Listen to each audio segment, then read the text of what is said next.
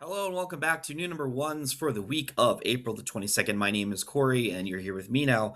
And the pick of the week is Image Comics' Corpse Night, written by Michael Chaves with art by Matthew Roberts. Actually, Matthew Roberts has a co-creator, a tribute to this series as well. So I want to make sure that I call that out. So, before I get started at the very top, let's go ahead and kind of point out the credentials of Michael Chaves. Michael Chaves is a director.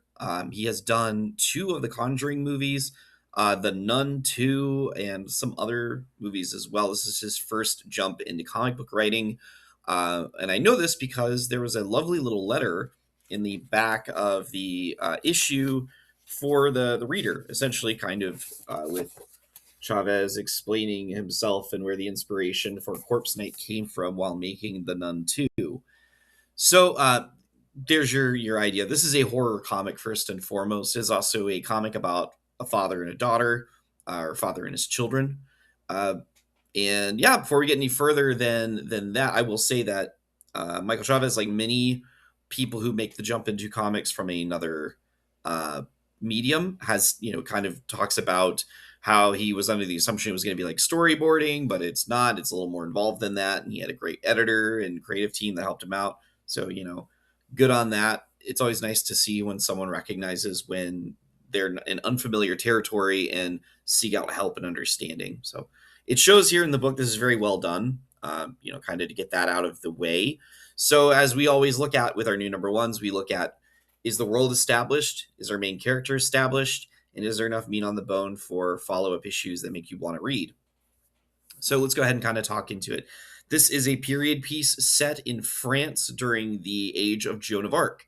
In fact, she plays a very pivotal role in this story, sort of off panel, as she is sort of the goal for our main character, Foy. Foy is a little girl who lives alone with her father after her mother died a long time ago.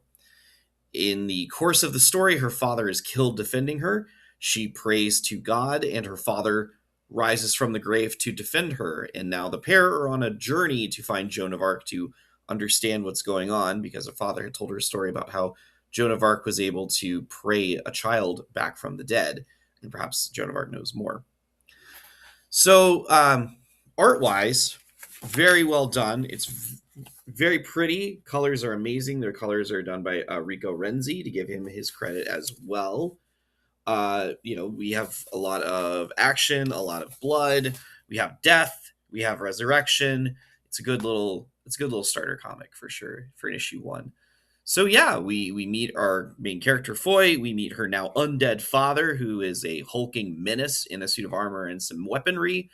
And now we promise to follow them on this adventure into the unknown as they figure out what exactly is going on. So, is this a good issue number one? I would say yes. It meets all three criteria. We have our setting of the French countryside, our background of this happening during the Holy War between with France. We have a historical context with Joan of Arc, so we know a bit about the setting and the world we're in. We also know about Foy and what she's like as a character. She's very headstrong, very determined, maybe a little impatient, but we'll see her grow. And we know that she has a very loving and protective father who is willing to defy the natural order of things in order to defend her. So, yeah, I would say this is a good number one. Definitely check it out. Image Comics has a vast and storied history of not fucking around when it comes to a new series. So very rarely do they miss. So good on them. Good for Michael Chavez for a first good outing. We'll see in the future if he's able to keep that story sustaining in future issues. I have no idea if this is a mini series or not, or if this is going to be part of a larger ongoing. So we will have to see. So that is my way about telling you that this is a good recommendation for a new issue number one. In addition to this, on the channel, our annual WrestleMania episode just went up. If you're into wrestling, check that out. If you're not into wrestling, we will be back to our regular formatting next week as we talk about the Shocker. Then after that, we are going to have some sort of more of our fun, lighthearted ones where we talk about Batman villains with a PowerPoint presentation. We do an X-Men supervillain tier list.